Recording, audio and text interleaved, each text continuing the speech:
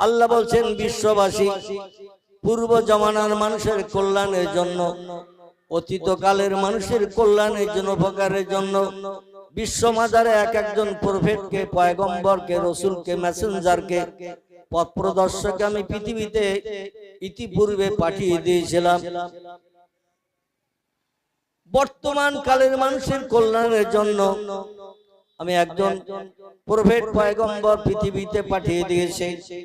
তার নাম আমার কোরআনে কোট করে দিয়েছি। তার নাম হলো মুহাম্মাদুর রাসূলুল্লাহ। সকলে জোরে বলুন সাল্লাল্লাহু আলাইহি ওয়াসাল্লাম। পয়গম্বর বলছেন, সাহাবীরা তোমরা কি বলতে পারো পৃথিবীতে কঞ্জুস কোন লোকটি, বখিল লোক কোনটি, কৃপণ লোক কোনটি? সাহাবীরা বলছে, ইয়া রাসূলুল্লাহ, যে লোকটার অগাধ পয়সা কড়ি আছে কিন্তু ভালো মন্দ বাজার করে খায় না, ওই লোকটা হলো কৃপণ। রাসূল বলছেন তত্ত্ব সঠিক হলো না। আরেকজন সাহাবী মসজিদ নববীতে উঠে বলেন, ইয়া রাসূলুল্লাহ, আমি তত্ত্ব দিতে পারি। আল্লাহ নবী বলেন, মা হিয়া ইয়াকি, কি তত্ত্ব তুমি দেবে কঞ্জুস বখিল কৃপণ সম্পর্কে? বলে, ইয়া রাসূলুল্লাহ, টাকা পয়সা আছে, অডেল জায়গা জমি সময় সম্পত্তি আছে, কিন্তু কুড়ে ঘরে বাস করে, ভালো ঘর বাড়ি বানায় না, টাকা পয়সা খরচ হয়ে যায় বলে বর্ষার পানিতে ভেজে সূর্যে রোদ্রে পড়ে, কিন্তু ভালো ঘর বাড়ি বানায় না, টাকা পয়সা থাকতেও বানায় না। এই লোকটির মতো কঞ্জুস কৃপণ বখিল আর দুজন নাই। রাসূল বললেন উত্তর সঠিক হলো না। আরেকজন সাহাবী বলে, ইয়া রাসূলুল্লাহ, তাহলে আমি একটা তত্ত্ব উত্তর দিতে পারি। বখিল ওই লোকটি, কঞ্জুস ওই লোকটি, কৃপণ ওই লোকটি, অর্থ সম্পদ টাকা পয়সা জায়গা জমি থাকতো, পোশাক পরিচ্ছদ নোংরা পোশাক পরিচ্ছদ পরে, ছেঁড়া ছোটো পোশাক পরিচ্ছদ পরিধান করে, কারণ ভালো মন্দ কাপড় চোপড় কিনে পরিধান করলে টাকা খরচ হবে। টাকার মোহ, টাকার মায়া এত তার অন্তরে বেশি, যার কারণে সংসার যাপনে সুখ ভোগের জন্য কোনো পয়সা কড়ি খরচ করতে চায় না। লোকটি হলো পৃথিবীতে কৃপণ বখিল কঞ্জুস। নবী বললেন তোমার উত্তর সঠিক হলো না। সাহাবীরা বলে, মা হিয়া ইয়া রাসূলুল্লাহ, তাহলে আমরা আর উত্তর দেব না, কারণ আপনি আজকের পণ করেছেন, আমরা যত উত্তর দেব আপনি বলবেন হলো না। এই জন্য আমরা সময় আর বাড়াবো না। আপনার কাছে জানতে চাই পৃথিবীতে কঞ্জুস কোন লোকটি, বখিল কোন লোকটি, কৃপণ কোন লোকটি? ইয়া রাসূলুল্লাহ, আপনি তত্ত্ব দিন, কারণ আপনি জন্ম থেকে নিয়ে আজ পর্যন্ত কোনোদিন কোনো মিথ্যা কথা বলেননি। জোরে বলুন সুবহানাল্লাহ। আমরা তো মিথ্যা বলি না, বলি? নবীর উম্মত আমরা, নবী মিথ্যা বলেনি বলে আমরা বলি না। কথাটা ঠিক না ভুল? দেখবেন দু পয়সার বিড়ির মায়ায় পড়েও অনেকে বলে খোদার কসম একটাও নেই। ঠিক বললাম না ভুল বললাম? বন্ধুর সঙ্গে বন্ধুর দেখা 4 বছর পর, হাই স্কুলে একসঙ্গে পড়তো কিংবা কলেজে একসঙ্গে পড়তো, দুই বন্ধুর পড়াশোনা শেষ হয়ে গেছে, সংসার যাপনে লিপ্ত হয়ে গেছে, ব্যবসা বাণিজ্য কাজকর্মে লিপ্ত, বিয়ে শাদী করেছেন, বিবি বাচ্চা নিয়ে সংসার জীবনে লিপ্ত। পড়াশোনার সময় দেখা হতো প্রতিদিন, 4 বছর পরে হঠাৎ মুরারিশা চৌমাথায় কিংবা হাবাসপুর ব্রিজের পাশাপাশি দেখা হয়েছে দুই বন্ধুর। বলে, মিন্টু কেমন আছিস? বলে, মোটামুটি চলছে। বলে, ও পিন্টু তুই কেমন আছিস? এখানে অবশ্য এরাম নামের কোনো মুসলমান নেই, তাই বলছি, এরকম নামের কোন মুসলমান এখানে নেই। আল্লাহ নবী বলছেন, ইসমি আওলাদুকুম কাইসমিল আমবিয়া, আল্লাহ যদি তোমাদের কোনো পুত্র সন্তান দান করে, আল্লাহ যদি তোমাদের কোনো কন্যা সন্তান দান করে, ছেলেদের নামগুলো একটু পয়গম্বরদের নামের সঙ্গে মিলিয়ে মিলিয়ে রাখবে। আল্লাহ যদি তোমাদের কোনো কন্যা সন্তান দান করে, মেয়েদের নামগুলো একটু পয়গম্বরের বিবিদের নামের সঙ্গে, পয়গম্বরের কন্যাদের নামের সঙ্গে মেয়েদের নামগুলো মিলিয়ে মিলিয়ে রাখবে। জোরে বলুন সুবহানাল্লাহ। সাহাবীরা বলেন, ইয়া রাসূলুল্লাহ, ওল্ড মডেলের যুগের পয়গম্বরদের নামের সঙ্গে, ওল্ড মডেলের যুগের পয়গম্বরের বিবিদের নামের সঙ্গে তাদের কন্যাদের নামের সঙ্গে নাম মিলিয়ে রাখলে কি লাভ হবে? কারণ আদম নবী, শীষ নবী, ইদ্রিস নবী, ইব্রাহিম নবী, ইসমাইল নবী, ইসাক নবী, ইয়াকুব নবী, ইউসুফ নবী, দাউদ নবী, সুলাইমান নবী, মুসা নবী, হারুন নবী, এভাবে যত নবী এসেছে পৃথিবীতে হাজার হাজার বছর আগে, ওই হাজার হাজার বছর আগের ওল্ড মডেলের নবীদের নামের সঙ্গে এই নিউ মডেলের যুগের ছেলে মেয়েদের নাম রাখলে লাভ কি হবে? নবীর বিবিদের নামের সঙ্গে মেয়েদের নাম রাখলে কি লাভ হবে? আল্লাহর নবী বলেন, সাহাবীরা আদম শফিউল্লাহ থেকে নিসা রুহুল্লাহ পর্যন্ত আল্লাহ পাক পৃথিবীতে মানুষকে সুপথ দেখানোর জন্য, আল্লাহর পরিচয় মানুষের কাছে জানানোর জন্য, জান্নাত হালাল বানানোর জন্য, জাহান্নাম হালাল বানানোর হারাম বানানোর জন্য আল্লাহ পাক যুগে যুগে পয়গম্বর পৃথিবীতে পাঠিয়েছেন।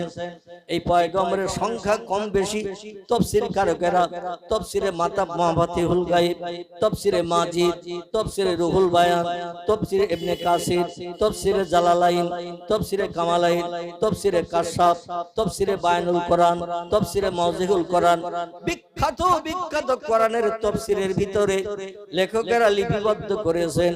আল্লাহ পাক পৃথিবীতে মানুষকে সুপথ দেখানোর জন্য, মানুষকে মানুষ বানানোর জন্য পয়গম্বর পাঠিয়েছিলেন 1,00,000 মোতাবেক 2,24,000।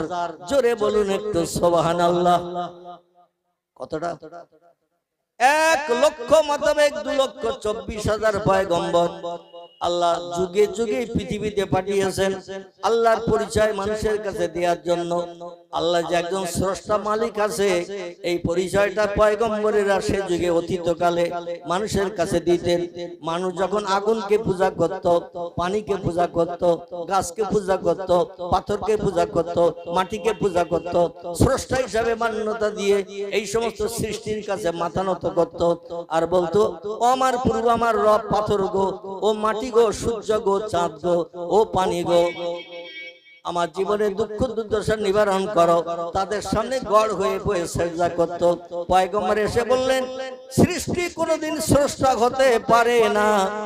যাদের কাছে মাথা নত করছো তারা হলো সব আল্লাহর সৃষ্টি, আর সৃষ্টি বানিয়েছেন যিনি, তিনি হলেন স্রষ্টা।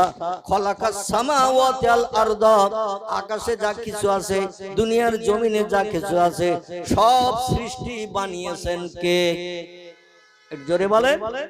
সব সৃষ্টি বানিয়েছেন তিনি, আমাদেরও মালিক যিনি। ঠিক কিনা? এই মালিকের পরিচয় পয়গম্বরেরা মানুষের কাছে দিয়েছেন। এদের সংখ্যা তাফসীরকারকে লেখকেরা লিখেছেন 1,00,000 মোতাবেক 2,24,000 পয়গম্বর। আমার ভাইরা, এই পয়গম্বরেরা যুগে যুগে দিনের দাওয়াত দিয়ে পৃথিবী থেকে বিদায় হয়ে কবরস্থ হয়ে গেছেন। সর্বশেষ পয়গম্বর আগমন হয়েছে এখান থেকে 1450 বছর আগে। কতদিন বললাম? এখান থেকে 1450 বছর আগে সর্বশেষ পয়গম্বর মহামানবের আগমন হয়েছে। তার নাম হলো মুহাম্মদ রাসূলুল্লাহ। আল্লাহ কোরআনে সূরা আহজাবের ভিতরে তত্ত্ব কোট করে দিয়ে বলছেন, ও খাতামান নবিয়্যিন, আমার মুহাম্মদ রাসূলুল্লাহর পরে দুনিয়া যতদিন ধ্বংস না হবে, পশ্চিম দিকে যতদিন সূর্য উদয় না হবে, ততদিন পর্যন্ত পৃথিবীতে আর কোন পয়গম্বরের আগমন হবে না। জোরে বলুন একটু সুবহানাল্লাহ।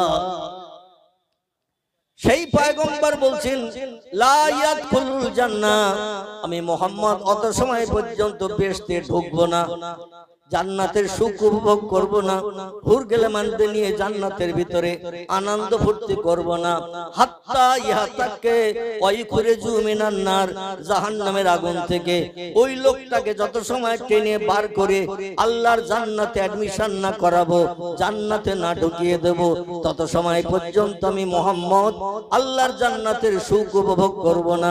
সাহাবীরা বলে, ইয়া রাসূলুল্লাহ, কোন লোকটাকে বার করবেন? নবী বলেন, ওয়াইখুরিজু মিনান নারে মান ক্বালা লা ইলাহা ইল্লাল্লাহু মুহাম্মাদুর রাসূলুল্লাহ, যে লোকটি তার জবান দিয়ে ঠোঁট নেড়ে জিভের মাধ্যম দিয়ে একটা বার মাত্র পড়বে, আরশ কুরসি লৌহে মাহফুজের আরশ কুরসিতে আল্লাহ পাক যে নামটা লিপিবদ্ধ করে রেখেছেন দুইজন ব্যক্তির নাম। কজনের বললাম? দুইজন ব্যক্তির নাম আরশ কুরসির উপরে লিপিবদ্ধ আছে। 1,00,000 মোতাবেক 2,24,000 পয়গম্বর যারা পৃথিবীতে নবী আম্বিয়া হয়ে এসেছেন, কারো নাম আল্লাহ আরশ কুরসিতে লিখে রাখে নাই, এখনো নাই, ভবিষ্যতেও লিখবেন না। জোরে বলুন একটু সুবহানাল্লাহ। কিয়ামত পর্যন্ত একজন ব্যক্তির নাম আল্লাহ নিজের নামের সঙ্গে আরশ কুরসিতে লিপিবদ্ধ করে রেখেছেন। সেটি আমাদের হলো ঈমানদার মুমিন হিসাবে বিবেচনা হওয়ার জন্য, বিবেচিত হওয়ার জন্য আল্লাহ আমাদের জন্য ওটা কলেমা করে পাঠিয়ে দিয়েছেন। জোরে বলুন একটু সুবহানাল্লাহ। সেটি হলো, সকলে আমার সঙ্গে একটু গলা ছেড়ে মোহাব্বতের সঙ্গে পড়ুন। আগামীকাল সকালবেলা ঘুম নাও ভাঙতে পারে, ঠিক কিনা? বাচ্চা নিয়ে বিছানার শয়নসজ্জায় যখন খেয়ে দিয়ে রাতের বেলা শুয়ে পড়বো, সকালবেলা ঘুম ভাঙবে, এ সার্টিফিকেট কোন বিজ্ঞান দেশে, কোন দার্শনিক দেশে, কোন ইঞ্জিনিয়ার দেশে, কোন ডাক্তার দেশে, কোন মাস্টার দেশে, কোন বুদ্ধিজীবী দিয়েছে, কোন সাহিত্যিক দিয়েছে, দুনিয়ার কোন উচ্চ শিক্ষিত জ্ঞানীর বাবার ক্ষমতা হয় নাই যে তুমি এখনো 11 বছর 3 মাস 16 দিন বেঁচে থাকবে, তোমার মরণ হবে না।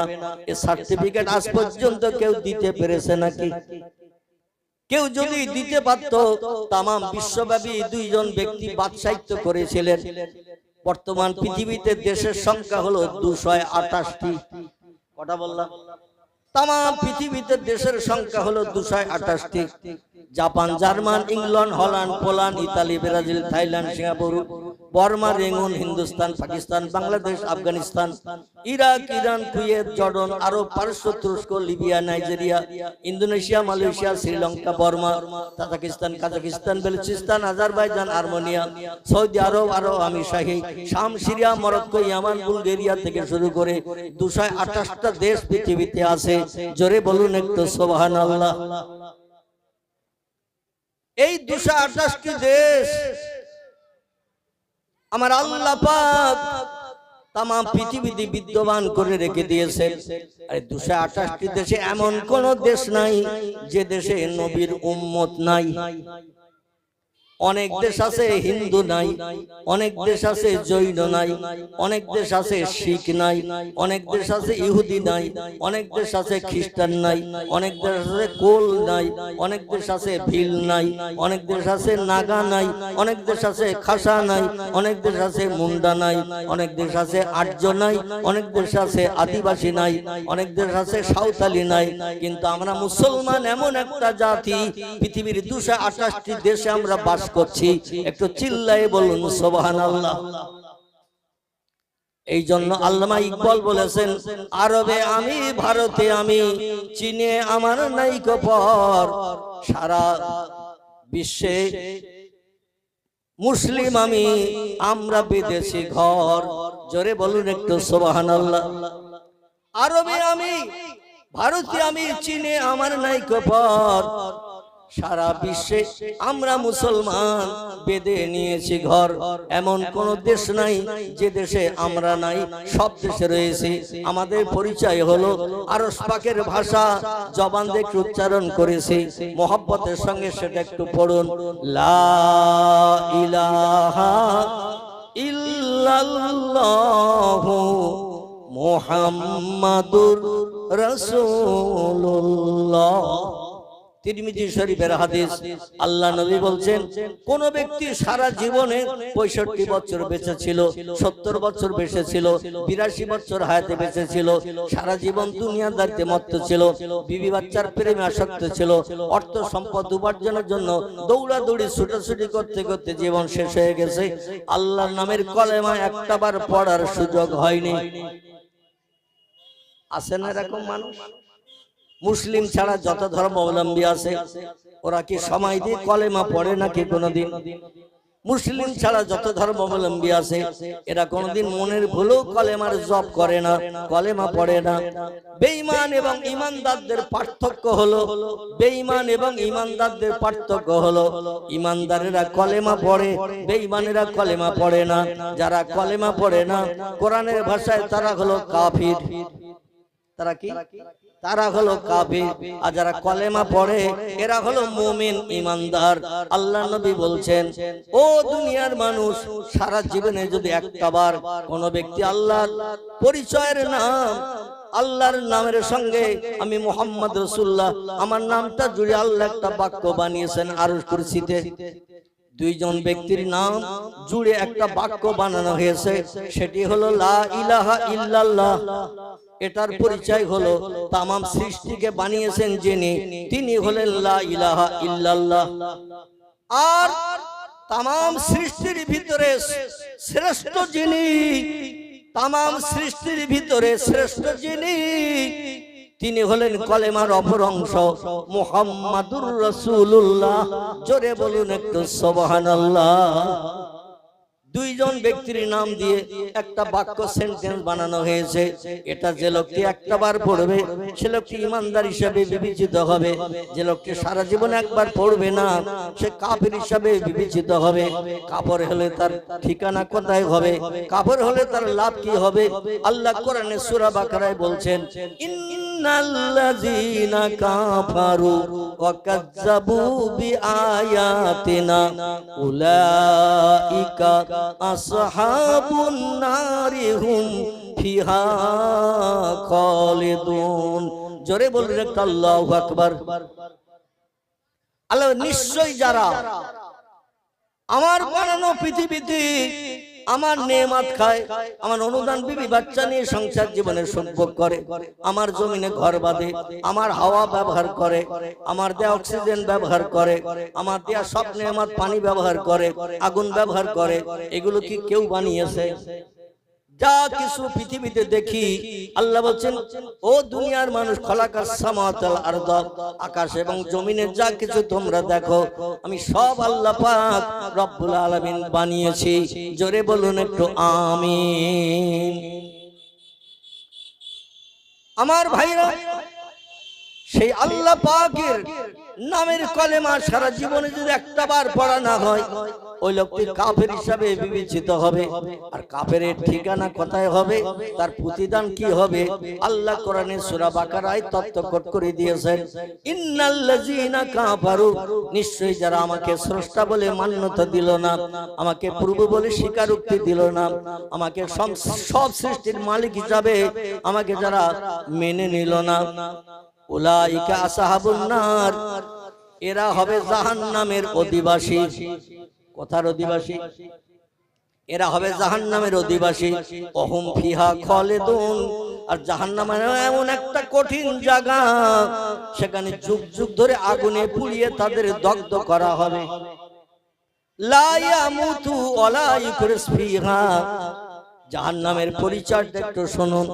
আল্লাহ বলছে, লা ইয়ামুতু ওয়ালা ইউকরিস ফিহা, জাহান্নামের আগুনে যারা দগ্ধ হবে, পুড়বে শ্বাসনের চিতার মতো।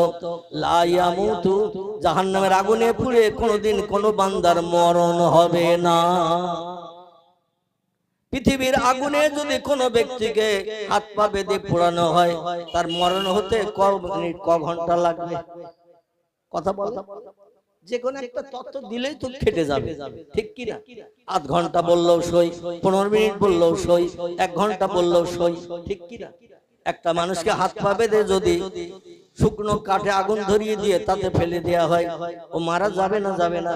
আচ্ছা, মরণের পরে ওই মরা দেহের উপরে আবার যদি পেট্রোল লাগিয়ে দেন, কেরোসিন দেন, ডিজেল দেন, দিয়ে ফের আবার যদি আগুন ধরিয়ে দেন, জিন্দাবস্থায় মরণের সময় যে কষ্ট হয়েছিল আগুনে পুড়ে, মরণের পর পেট্রোল ডিজেল কেরোসিন দিয়ে আবার যদি জ্বালান, ও কি কষ্ট অনুভব করবে? ও কি বলবে বাঁচাও বাঁচাও? ও কি চিল্লিয়ে বলবে আমারে চরম বিপদ থেকে উদ্ধার করো? এটা কি বলবে নাকি? কারণ ওর প্রাণ নাশ হয়ে গেছে, মরণের পর আগুনে ফেলে আবার পোড়ানো হচ্ছে। যেমন হিন্দু ভাইদের ধর্মীয় বিধান হলো মরণের পর শ্মশানের চিতায় পোড়ানো।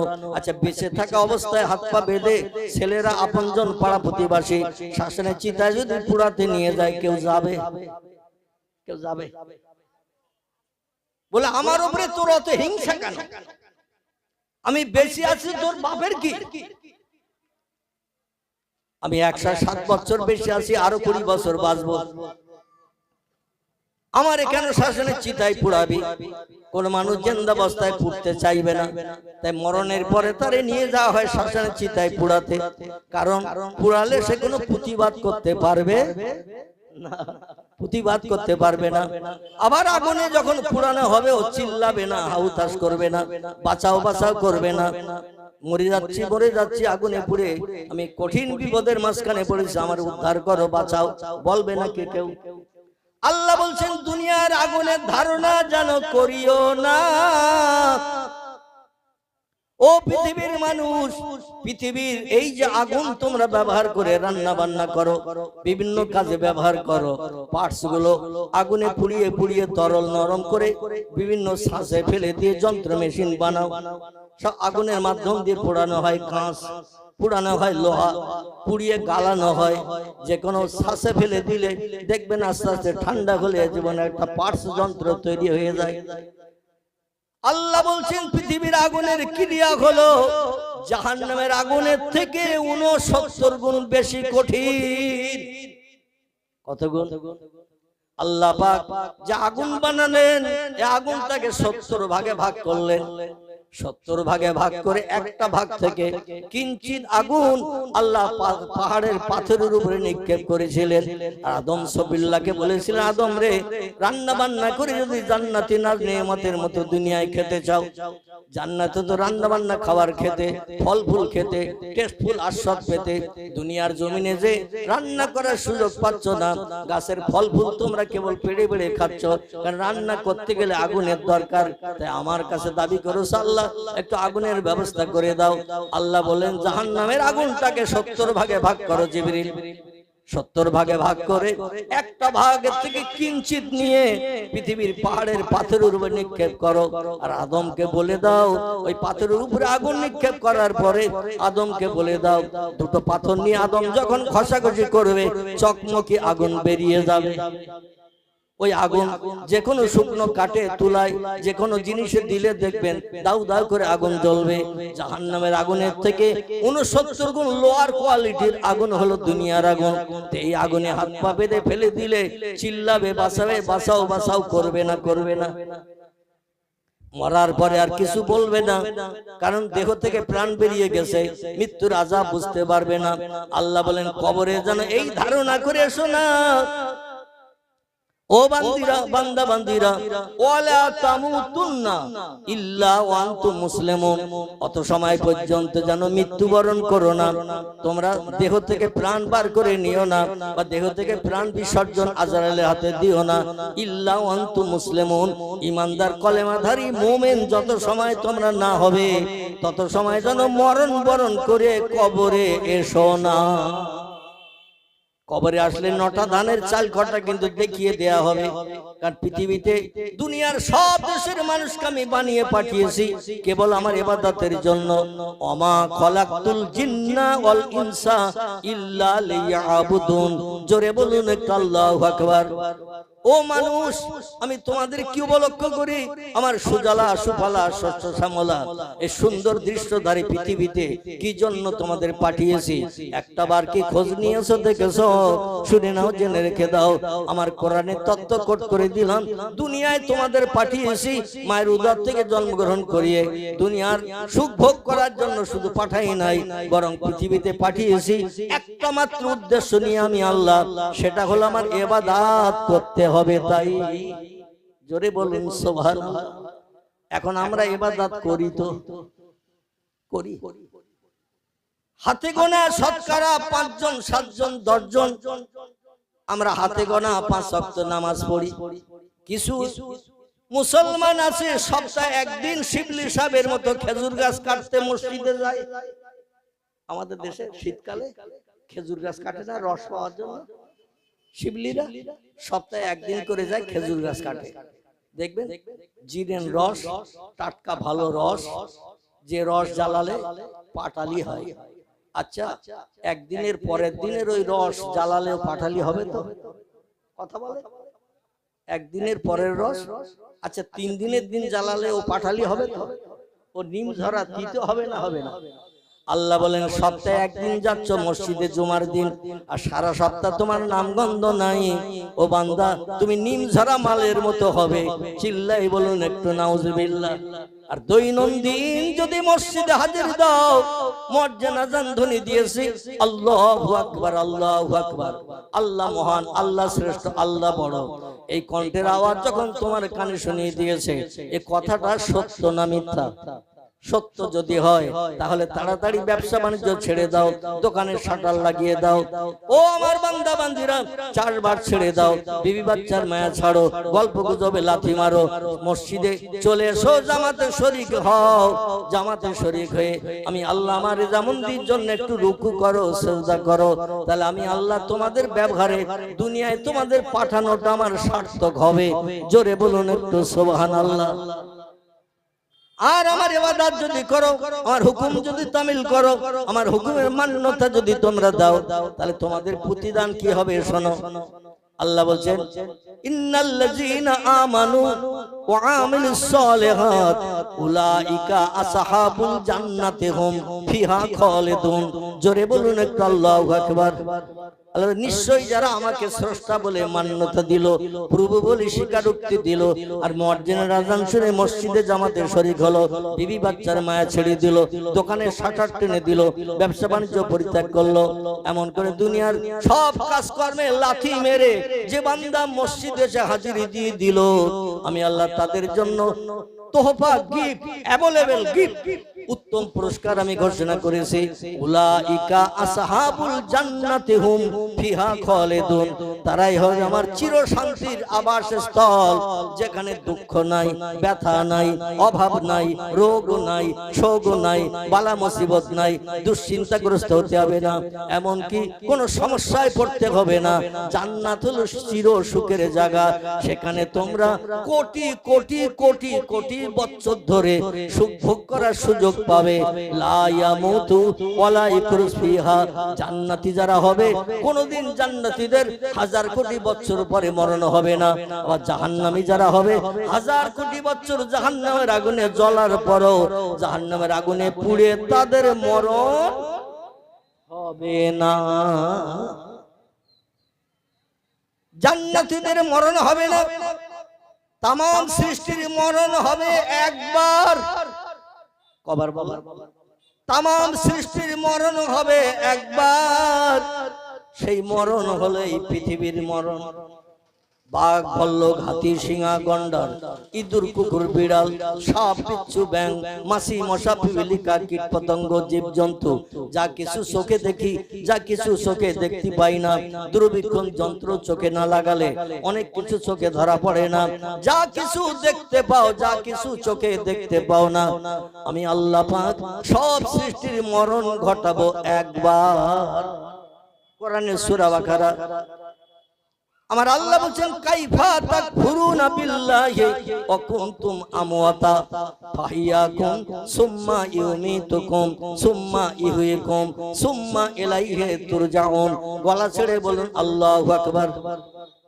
অসুবিধা হচ্ছে না তো? আমি এই একঘেয়ে কিসসা কাহিনী বলে সময় নষ্ট করতে চাই না।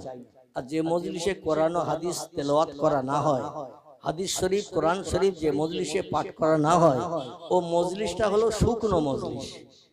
কি মজলিস? শুকনো মজলিস। ও মজলিসে আল্লাহর রহমত কোনোদিন আসবে না, ও মজলিসে আল্লাহর দয়া করুণা কোনোদিন আসবে না। কারণ আল্লাহ বলছেন আমার কোরআন যেখানে তেলাওয়াত হয় ফাস্তামিউ লাহু, একাগ্র চিত্রে শ্রবণ করো, অনসেতু, মজলিসের সৌন্দর্য রক্ষার্থে চুপটি করে বসে থাকো, কারণ লাআল্লাকুম তুরহামুন। আমার সত্যবাণী কোরআন তেলাওয়াত হয় যেখানে, সেই মজলিসে আমি আল্লাহ আমার রহমত বর্ষণ করি ভুরি ভুরি। জোরে বলুন সুবহানাল্লাহ। এই জন্য একটু কোরআন ও হাদিসের মাধ্যম দিয়ে দু চার কথা আপনাদের কাছে রাখছি।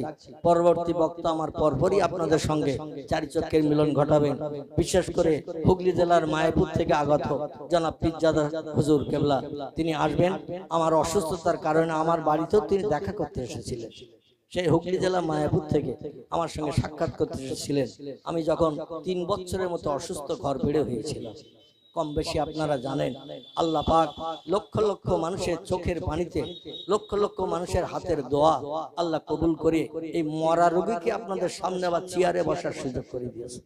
আমার গ্রামের 95% লোকের ধারণা ছিল মৌলভী আর বাঁচবে না, কারণ এমন কঠিন রোগ। আমার পূর্ববর্তী বক্তা সম্ভবত আপনাদের ইমাম সাহেব হবে, আমার আগে যিনি ওয়াজ করছিলেন না, উনি বলছিলেন একটু রোগাক্রান্ত হয়েছিলেন, কিন্তু আমি সীমিত রোগাক্রান্ত হই না, কঠিন রোগ। পৃথিবীতে দুটি রোগ বড় কঠিন রোগ। একটি রোগের নাম হলো ক্যান্সার। কি নাম? ক্যান্সার। ইংরেজিতে বলা হয়েছে এর নেই কোনো অ্যান্সার। ক্যান্সার রোগ হলে মরণ অবশ্যম্ভাবী। হাজার কেমো দেন, ডাক্তার দেখান, অপারেশন করে, ও 2-5 বছর পরে আবার রোগ কেটে ওঠে। একেবারে বৃদ্ধ বয়স পর্যন্ত ক্যান্সার রোগী বাঁচে।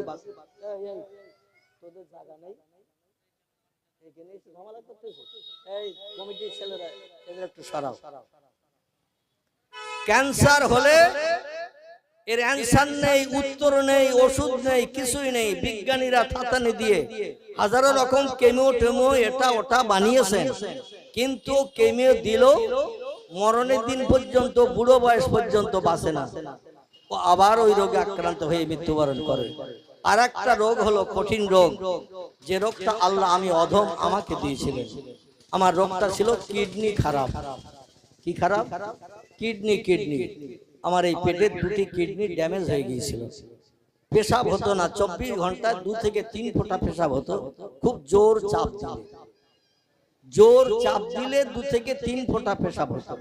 আর সারাদিন যা পানি খেতাম সব দেহের ভিতরে জমে যেত। আর মরা মানুষ 2-4 দিন রাখলে যেমন ফুলে মোটা হয়, আমার দেহটা এমনি এমনি ওই রকম ফুলে মোটা হতো। একদিন বাদ একদিন কলকাতায় 2.5 বছর আমার যেতে হয়েছে ডায়ালিসিস করতে। ডায়ালিসিস মানে হলো পানিগুলো বার করে রক্তগুলো শোধন করে আবার শিরার ভিতরে ঢুকিয়ে দেওয়া। 4 ঘন্টা বেডে শুয়ে থাকতে হতো। বেশ গুনশিয়ের মতো মোটা সুচ হাতে শিরার ভিতরে পুরিয়ে দিয়ে 4 ঘন্টা ধরে আমার বেডে শুইয়ে রেখো। আমাকে শুধু একা নয়, আরো যারা এই কিডনি রোগী ছিল তাদের সবাইকে 4 ঘন্টা করে ডায়ালিসিস করা হতো। মাঝে মাঝে ওকটানা হতো, মাঝে মাঝে বমি হতো, মাঝে মাঝে পায়ের শিরা ছিঁড়ে যাওয়ার মতো, মাঝে মাঝে বেহুশ হয়ে যেতে হতো, কোনো হুঁশ থাকতো না। কিন্তু আল্লাহ তারপরও বাঁচিয়েছে। জোরে বলুন একটু সুবহানাল্লাহ। গত 18 জানুয়ারি এই 2024, এই 2024-এর 18 জানুয়ারি কলকাতা আর.এন. টেগোর হসপিটাল, যার বাংলা নাম হলো রবীন্দ্রনাথ ঠাকুর হসপিটাল। কি নাম বললাম? ভারতের মহান মনীষী, হিন্দু ভাইদের ঘরের ছেলে, জোড়াসাঁকো ঠাকুর বাড়ির কীর্তি সন্তান বিশ্বকবি রবীন্দ্রনাথ ঠাকুরের নামে এই হসপিটালের নামকরণ করা হয়েছে আর.এন. টেগোর। এই হসপিটালের মালিকের নাম হলো দেবী শেঠি। কি নাম বললাম? যিনি আমেরিকা থেকে এখানে হসপিটাল বানিয়ে রোগীদের ট্রিটমেন্ট করেন। শুধু কিডনি রোগী নয়, আরো শত শত রোগী ট্রিটমেন্ট করেন, ভালো ট্রিটমেন্ট। তো যাই হোক, আমি যেটা বলতে চাচ্ছিলাম, গত 18 জানুয়ারি অপারেশনের পরে আমার এই গলার চ্যানেল খোলা হলো, হাতে চ্যানেল করা ছিল ওই ব্লাড শোধনের জন্য, সেটাও খোলা হলো। আমার এই বুকে চ্যানেল করা ছিল, সেটাও খুলে দিয়ে আল্লাহ পাক এখন আপনাদের সঙ্গে চারিচক্ষের মিলন ঘটানোর সুযোগ দিয়েছে। অপারেশনের পরও 6 মাস আমাকে এক ঘরে থাকতে হয়েছে। আমার জন্য পেশাব পায়খানা ঘর আলাদা, সে ঘরে কেউ যেতে পারবে না। কোনো মানুষ ঘরে ঢুকতে গেলে পরিষ্কার পরিচ্ছন্ন হয়ে দুটো খানা দিয়ে চলে যেতে হবে। আমার ঘরের দরজা সামনেও পর্দা লাগানো ছিল আলাদা, প্লাস্টিকের, মানে ওই অয়েল পেপারের পর্দা, যাতে বাইরের হাওয়া ভেতরে না ঢোকে, ভেতরের হাওয়া বাইরে না আসে। ডাক্তারি নির্দেশ মেনে এইভাবে চলার পরে আল্লাহ পাক এখন আপাতত সুস্থ করেছেন। তবে পূর্বের মতো সঠিক সবলতা এখন আমি পেতে পারি না। চলতে গেলে এখনো হাত পা একটু টলাটলি করে, তবে 2-4 কথা আল্লাহ বলার সুযোগ দিয়েছেন, তাই বলছি। জোরে বলুন একটু আমিন। আমার টোটাল খরচ হয়েছে অপারেশন পর্যন্ত 80 লক্ষ টাকা। কত বললাম?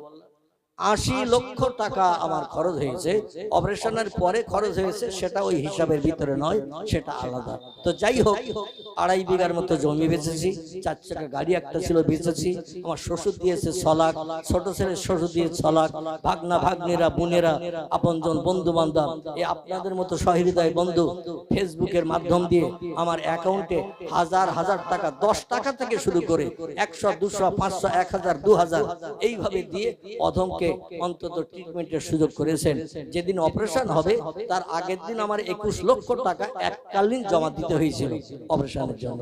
যাই হোক, কঠিন বিপদ আল্লাহ যেন কারণ না দেয়, সকলে বলবেন আমিন। কারণ এই রোগে আক্রান্ত হলে একেবারে মরণ অবশ্যম্ভাবী, কারণ এত টাকা জোগাড় হবে না আর অপারেশন হবে না। আশেপাশে যারা কিডনি রোগে আক্রান্ত দেখবেন 2-1 বছরের ভিতরে পটল তুলে কবরে চলে গেছে। তবে হাজার হাজার মানুষের চোখের পানি আল্লাহ কবুল করার কারণে এই কঠিন রোগীকে আল্লাহ পাক আবার একটু হায়াত ফিরিয়ে দিয়ে সুস্থতা করিয়েছেন। নবীজি সাল্লাল্লাহু আলাইহি ওয়াসাল্লাম বলছেন, আত-তাকদীরু লা ইয়ারুদ্দু ইল্লা বিদুআইন। রে সাহাবীরা,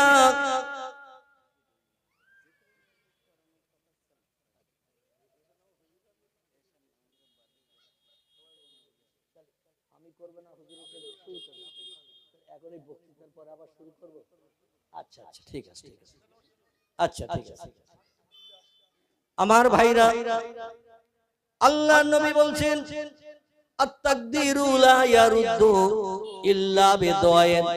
এ সাহাবীরা, তাকদীরের কোনো পরিবর্তন নাই।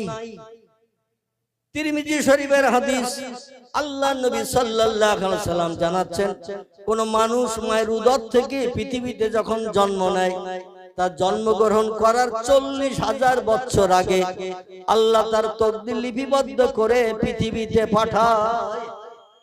কদিন আগে? আমার ভাই বলছেন 40 বছর। আল্লাহর নবী বলছেন, মায়ের উদর থেকে কোনো বাচ্চা, ছেলে হোক বা মেয়ে হোক, এই পৃথিবীতে যখন জন্ম নেয়, দুনিয়ার মুখ যখন দেখে, তার জন্ম নেয়ার পূর্বে আল্লাহ পাক রব্বুল আলামিন তার তাকদীর লিপিবদ্ধ করেন, এবং এটা লিপিবদ্ধ করেন 40,000 বছর আগে। তাকদীরের প্রতিফল প্রত্যেকের নসিবে জুটবে, কারণ লা ইয়ারুদ্দু, আল্লাহ নবী বলছেন তাকদীরের কোনো পরিবর্তন হবে না। আল্লাহ যেটা লিখে পাঠাবেন সেটাই তার নসিবে জুটবে। জোরে বলুন একটু সুবহানাল্লাহ। সাহাবীরা তো শুনে কান্না শুরু করেছেন, ইয়া রাসূলুল্লাহ, চেষ্টা চতুর চালিয়ে আমরা কি তাকদীরের কোনো পরিবর্তন ঘটাতে পারবো না?